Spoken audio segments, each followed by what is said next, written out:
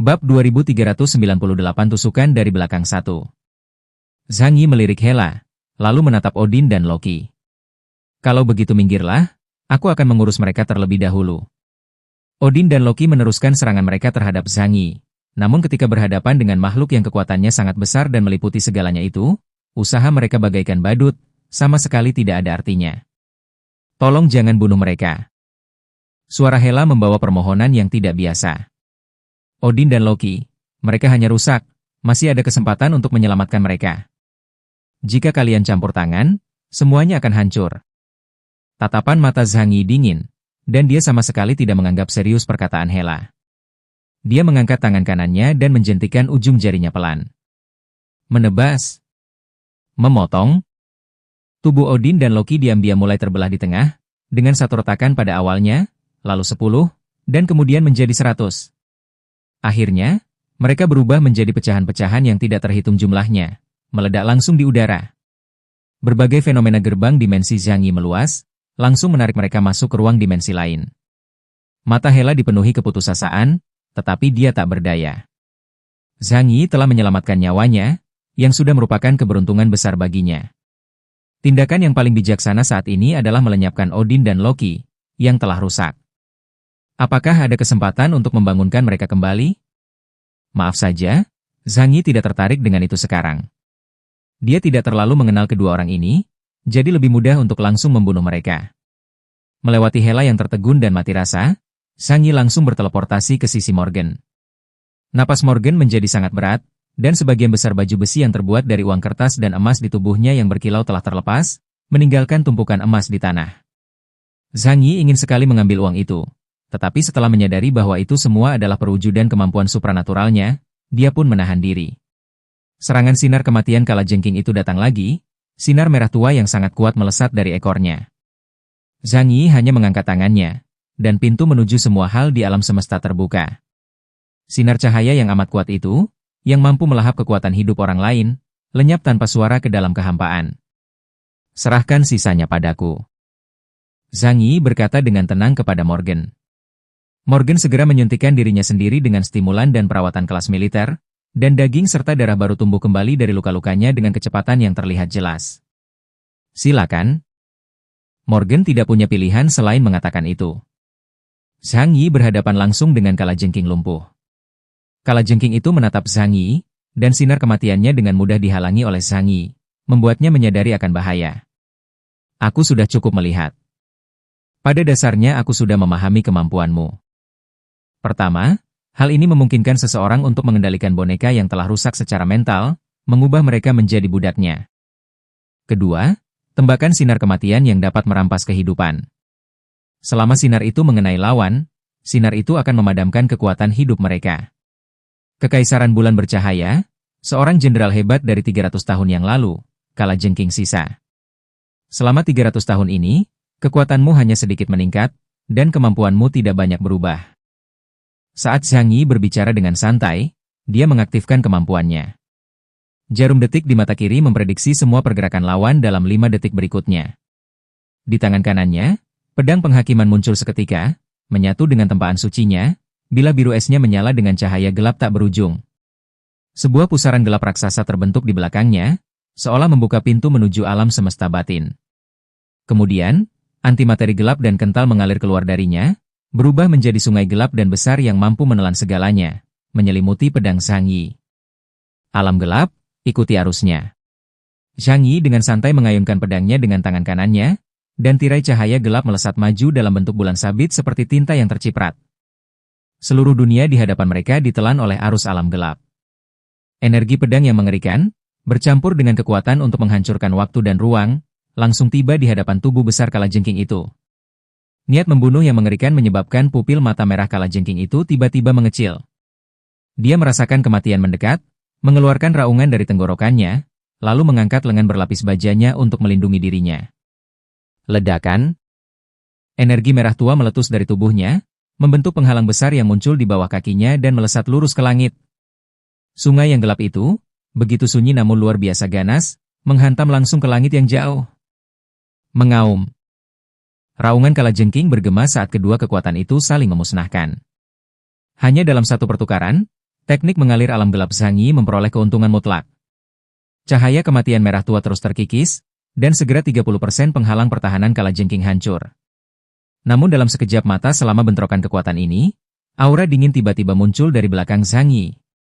Itu disertai dengan ledakan niat membunuh yang kuat secara tiba-tiba dan seketika. Pedang panjang yang diliputi api hitam menusuk dengan ganas ke arah punggung Zhangyi. Pedang panjang yang terbakar dengan api hitam, diam-diam muncul dari kehampaan, menusuk ke arah Zhangyi seperti ular berbisa. Pedang itu mendesis dingin, seakan mencoba menembus batas antara cahaya dan bayangan. Tanpa menoleh, indera keenam Zhangyi yang melekat pada jarum jam kedua, telah membuatnya sadar bahwa seseorang hendak melancarkan serangan diam-diam.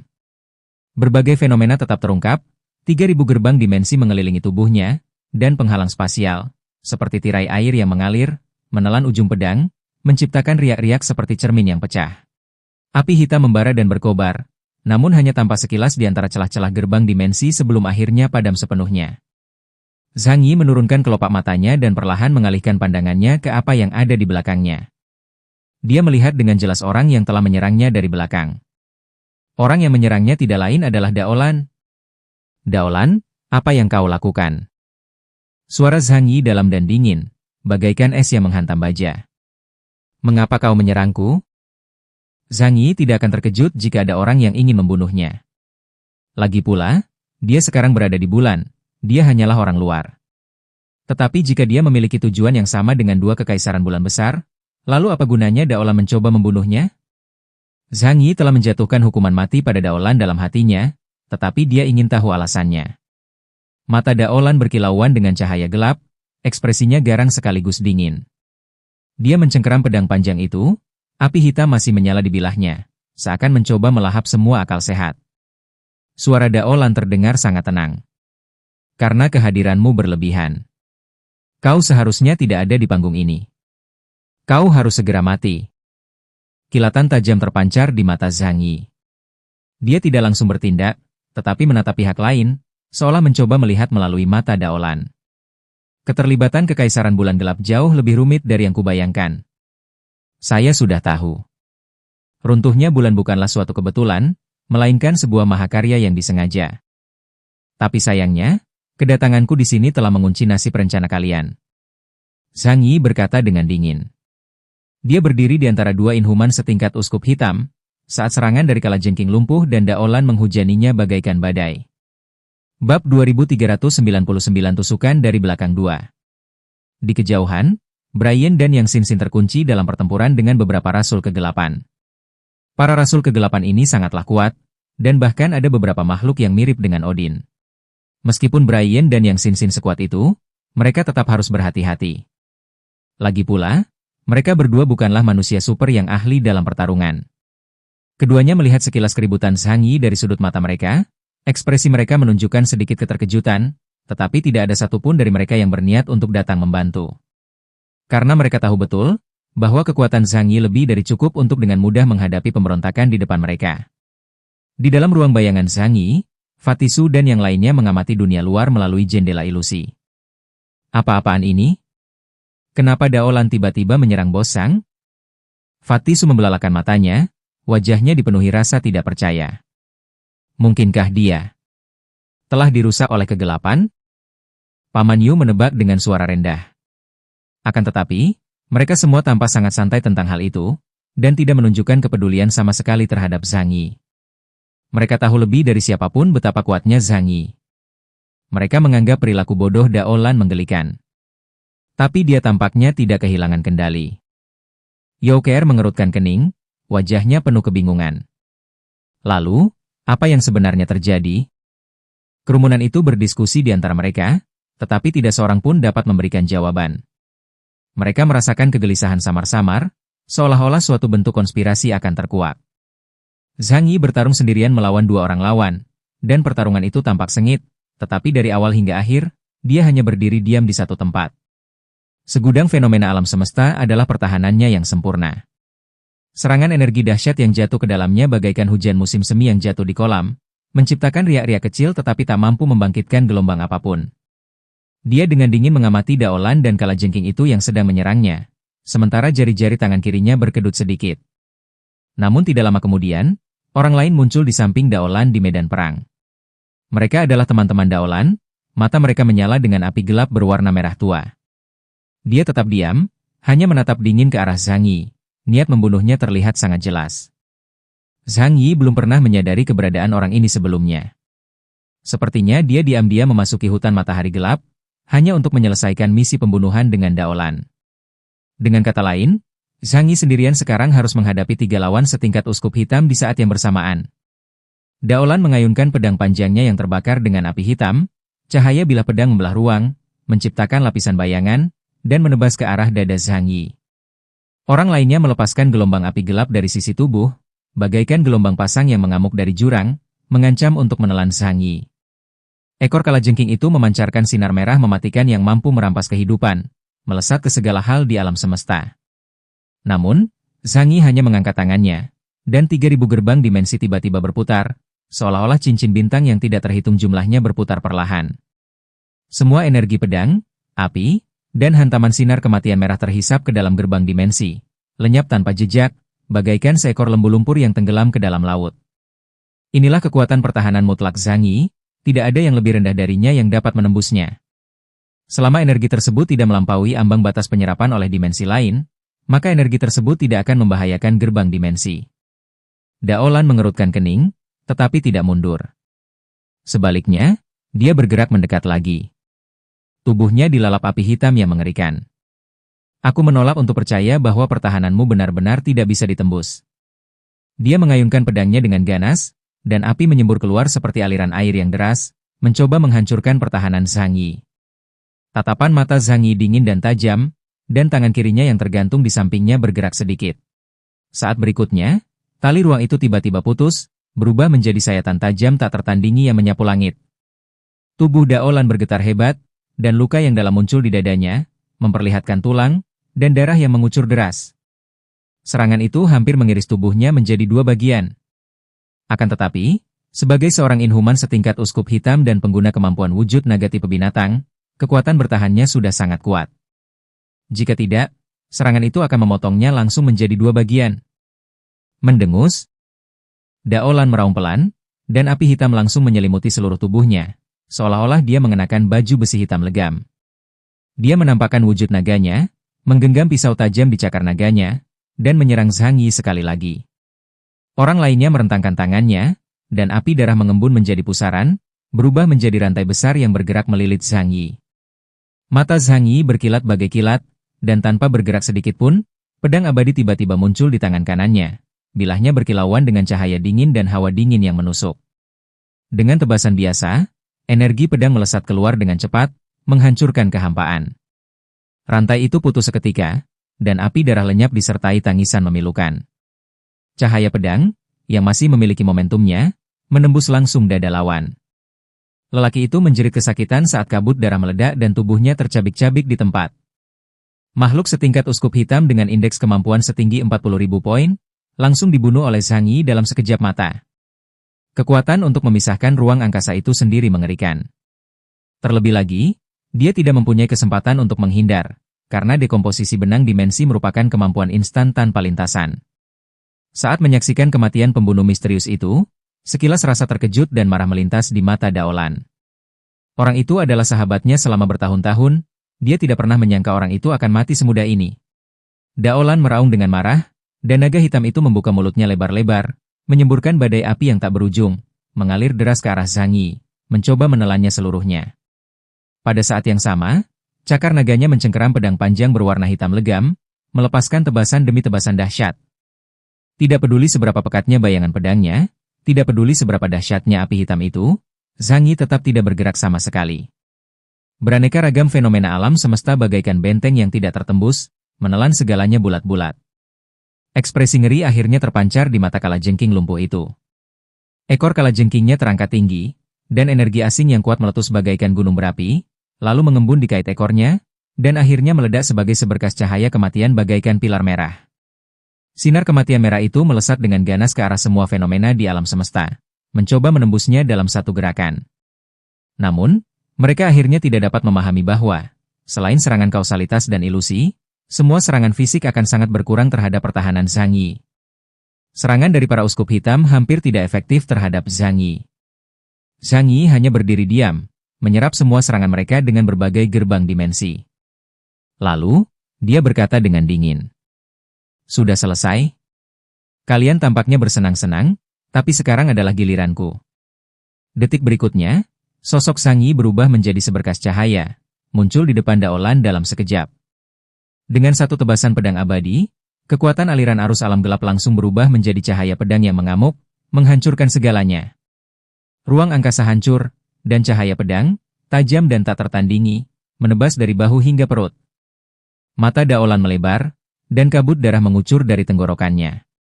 Bibirnya bergetar hebat, seolah ingin mengatakan sesuatu. Namun, Zhang Yi tidak memberinya kesempatan. Pedang kedua menghantamnya, memutus seluruh kekuatan hidupnya. Darah menyembur keluar, menodai tanah yang hangus menjadi merah. Sosok Daolan tercabik-cabik, menghantam tanah, serpihan daging dan darah yang tidak terhitung jumlahnya berjatuhan ke tanah, api hitam perlahan menghilang di udara. Daolan telah mati, hanya kalajengking lumpuh yang tersisa. Zhang Yi telah mengetahui kemampuannya, jadi dia berhenti menyelidiki dari jarak jauh dan langsung terjun ke pertarungan jarak dekat. Bab 2400 tusukan dari belakang 3. Gerbang dimensi bersifat satu arah, tidak dapat ditembus oleh serangan eksternal.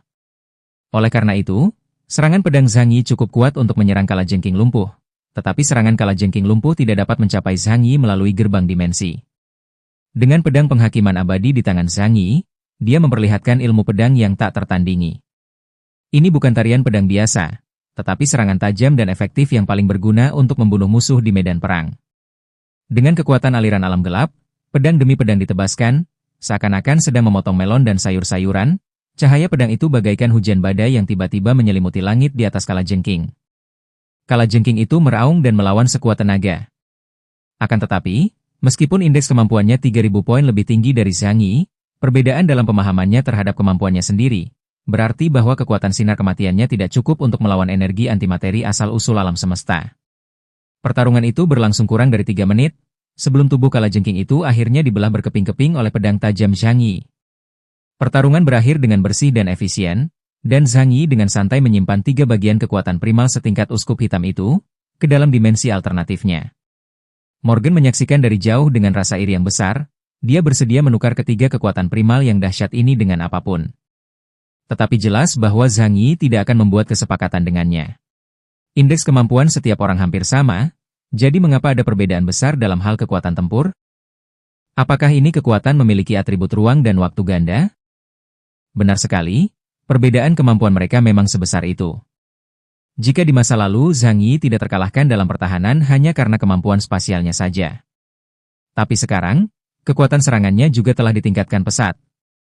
Bimbingan dari Ling dan 2 pertukaran spiritual dengan raksasa Drucker sangat bermanfaat bagi Zhang Yi. Zhang Yi berdiri sambil memegang pedang di tangannya, pakaiannya berkibar tertiup angin, tatapannya dingin dan acuh tak acuh, seolah apa yang baru saja terjadi hanyalah masalah sepele baginya. Medan perang kembali sunyi, hanya bau darah menyengat yang tertinggal di udara, mengingatkan semua orang bahwa apa yang baru saja terjadi bukanlah mimpi ataupun ilusi, melainkan kematian dan pengkhianatan yang jelas. Dengan Zhang Yi yang telah melenyapkan 3 musuh utama di garis depan, pertempuran pun segera berakhir. Yang Xin, Brian, dan Morgan memimpin sekelompok prajurit elit Columbia, dan dengan cepat memusnahkan rasul kegelapan yang masih tersisa. Medan perang di hutan matahari gelap perlahan mereda. Udara masih dipenuhi dengan bau darah dan mesiu, puing-puing dan abu berserakan di tanah tandus itu. Tubuh besar kalajengking lumpuh itu telah hilang, hanya pecahan-pecahannya yang berwarna hitam tenggelam ke dalam pasir hitam, dan perlahan lenyap menjadi ketiadaan. Daolan dan aura kelompok rasul gelap benar-benar telah menghilang, seolah-olah mereka tidak pernah ada di sini sebelumnya. Seluruh medan perang berubah menjadi sunyi senyap setelah satu pukulan Zhang Yi menghancurkan mereka semua. Youker dan Yang Xia muncul dari balik bayangan. Youker pertama-tama memeriksa tubuh Zhang Yi dan lega mendapati Zhang Yi masih seperti biasanya, tidak kehilangan sehelai rambut pun. Zhang Yi mengambil kue kecil dari tangan Yang Xia dan memasukkannya ke dalam mulutnya. Semua reaksi fisik negatif yang disebabkan oleh pertempuran sebelumnya, bahkan ketegangan otot akibat mengayunkan pedang, dengan cepat menghilang. Yang terpenting, semangatnya langsung terangkat. Membunuh bukanlah hal yang menyenangkan baginya. Niat membunuh dapat mengikis hati seseorang, Jadi Zhang Yi pernah mengatakan kepada Yang Xia, bahwa dia harus menambahkan bahan-bahan yang merangsang sekresi dopamin ke makanan supernatural. Sejak kita tiba di sini, pertempuran terus berlanjut. Saya tidak tahu musuh seperti apa yang akan kita hadapi selanjutnya. Saya benar-benar khawatir. Yang Xia meluruskan baju perang Zhang Yi dan berkata dengan ekspresi khawatir. Tidak akan ada masalah. Namun, Zhang Yi berbicara dengan penuh keyakinan. Hei, Zhang Yi, ada apa? Sepertinya kau menyembunyikan sesuatu dari kami. Yang Xia menatapnya dengan sedikit nada mencela. Zhang Yi mengangkat bahu dan tertawa. Kalian juga tidak bertanya padaku. Yang Xia terdiam sesaat. Tidak ada yang perlu dijelaskan secara khusus, aku hanya menggunakan kemampuan Gao Changkong untuk menyimpulkan beberapa kemungkinan. Zhang Yi berkata dengan tenang. Yang Xia, Yao Ke'er, dan yang lainnya mendengar kata-kata ini dan mungkin menebak apa yang sedang terjadi. Tetapi sebelum mereka dapat bertanya lebih lanjut, Morgan dan yang lainnya datang. Rakyat Kolombia terdiam cukup lama, benar-benar terkejut dengan kekuatan yang telah ditunjukkan Zhang Yi. Tubuh Morgan masih terluka parah, pakaiannya compang-camping, dan ada bekas hangus di dadanya yang ditinggalkan oleh sinar kematian kalajengking lumpuh. Namun matanya tertuju pada Zhang Yi. Tuan Keyes. Tenggorokannya kering, dan nadanya rumit. Bagaimana tepatnya? Kau bisa melakukannya? Kau mampu menghancurkan makhluk setingkat kalajengking lumpuh sendirian. Dan mengapa Daolan tiba-tiba mengkhianatimu? Zhang Yi menundukkan pandangannya, ujung jarinya dengan lembut mengusap bilah pedang untuk menghapus aura gelap yang masih tersisa. Suaranya tenang, namun mengandung nada yang mengerikan. Karena aku sudah merusak rencana seseorang. Benjamin Morgan mengerutkan kening, banjir pertanyaan muncul dalam benaknya. Dia tidak bisa menahan diri untuk mendesak. Beberapa orang? Siapa yang sedang kau maksud? Tahta suci? Atau mungkin? Zhang Yi mengangkat matanya, tatapannya segelap jurang. Dia tidak mengatakannya secara langsung, tetapi hanya mengucapkan. Kau akan segera mengerti. Zhang Yi telah melakukan apa yang perlu dilakukan dan terlalu malas untuk menjelaskan. Dia pikir semuanya akan menjadi jelas setelah Raja Arthur dan Saladin kembali bergabung. Bagaimanapun juga, mereka adalah sekutu organisasi Tong, jadi hubungan mereka semakin dekat. Mengenai orang-orang di Kolombia ini, Zhang Yi masih enggan mengungkapkan terlalu banyak informasi penting. Benjamin Morgan cukup terkejut, tetapi tidak mendesak masalah itu lebih jauh. Dia tiba-tiba menyadari bahwa mungkin kata-kata selanjutnya akan sia-sia di depan Zhang Yi. Di jalan mereka yang memiliki kekuatan super, lawan mereka telah melangkah jauh di depan mereka. Orang-orang Kolombia saling memandang, wajah mereka menunjukkan emosi yang kompleks. Campuran antara kaget, takut, dan gelisah memikirkan tentang masa depan. Zhang Yi berdiri dengan pedang di tangannya, menatap lebih dalam ke hutan matahari gelap. Di sana, kabut hitam tebal bergolak, dan lapisan-lapisan ruang muncul dan menghilang, seperti serangkaian reruntuhan dimensi yang runtuh membentang. Mari, kita terus bergerak. Dia mengatakan, suaranya tidak keras, tetapi memiliki kekuatan yang tak terbantahkan. Morgan menggertakkan giginya, bersandar pada tongkat emas, dan berjuang untuk mengimbangi. Emosi langka tiba-tiba muncul dalam hatinya. Di samping Zhang Yi, sekeras apapun dia berusaha, sepertinya dia tidak akan pernah bisa mengejar langkahnya. Mereka terus maju, melintasi hutan yang runtuh. Kegelapan di udara bertambah kuat, dan rasa tertekan mental pun semakin terasa. Bahkan prajurit paling elit di Kolombia harus mengertakkan gigi, dan menyuntikkan obat-obatan yang meningkatkan aktivitas sel otak, agar dapat melawan kekuatan yang mengikis pikiran itu. Tidak lama kemudian, serangkaian suara ledakan terdengar dari depan mereka. Tanah berguncang hebat, ranting-ranting dan dedaunan beriak, dan bayangan-bayangan besar menyebar keluar bagaikan gelombang.